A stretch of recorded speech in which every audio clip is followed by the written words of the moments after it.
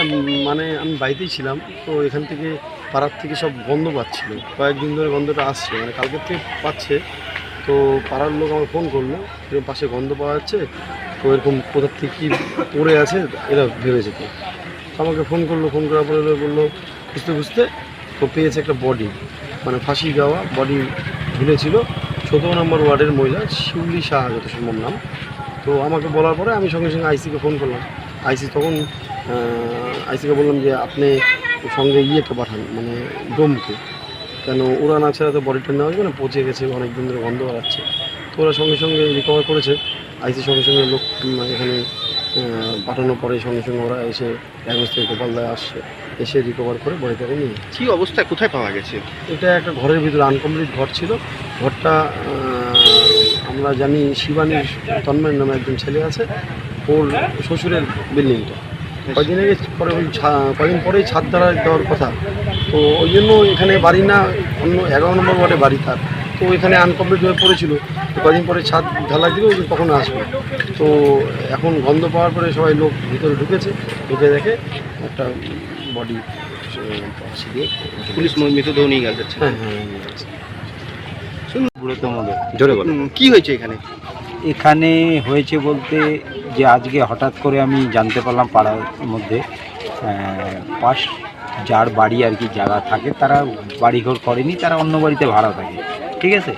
তো হঠাৎ পাশের বাড়ির গন্ধ বেরিয়েছে, ওটা খুঁজতে খুঁজতে কিসের গন্ধ করে তখন ওখানে ওই বডিটাকে দেখতে পাওয়া গেল।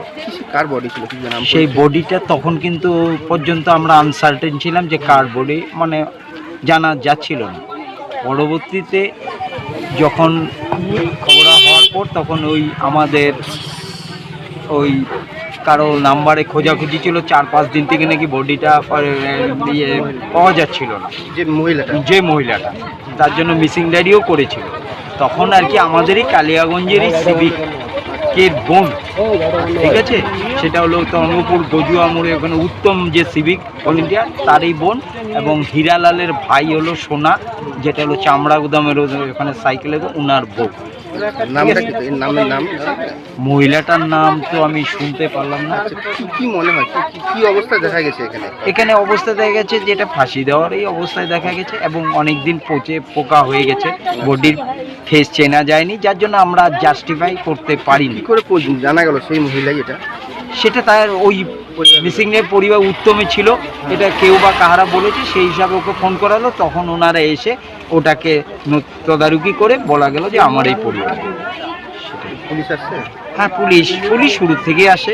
হ্যাঁ, তার জন্য আবার স্বর্গরথের মানে পোস্টম্যাডামের গাড়ি রায়গঞ্জ থেকে গোপালও এসেছে। এখন হয়তো বডিটা নামাবেন। কি মনে হয় কি কারণে হতে পারে? এটা তো হয়তো তাদের পারিবারিক ব্যাপার, এটা তো আমি বললি, আমি প্রতিবেশী হিসাবে যেটুকু জানি এটা হয়েছে।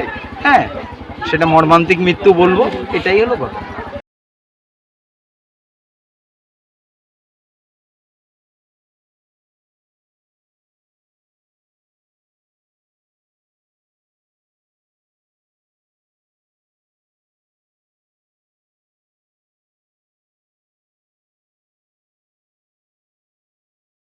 আপনি কি একজন বইপ্রেমী, কিংবা আপনি কি বই পড়তে ভালোবাসেন, কিন্তু আপনার পছন্দ মতো বই কোথা থেকে ক্রয় করবেন ভাবছেন?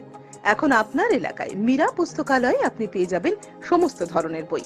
যেমন এখানে পাবেন স্কুল কলেজের পাঠ্যপুস্তক, বিভিন্ন চাকরির পরীক্ষার বই, এছাড়া ধর্মগ্রন্থ, শিক্ষামূলক সামগ্রী, অফিস স্টেশনারি, ড্রয়িং সামগ্রী এবং খেলাধুলার সরঞ্জাম মীরা পুস্তকালয় থেকে ক্রয় করতে পারবেন। তাহলে আজই যোগাযোগ করুন আমাদের ঠিকানায়, সুকান্ত মোড়, কালিয়াগঞ্জ, উত্তর দিনাজপুর। যোগাযোগের জন্য নম্বর 8945933128।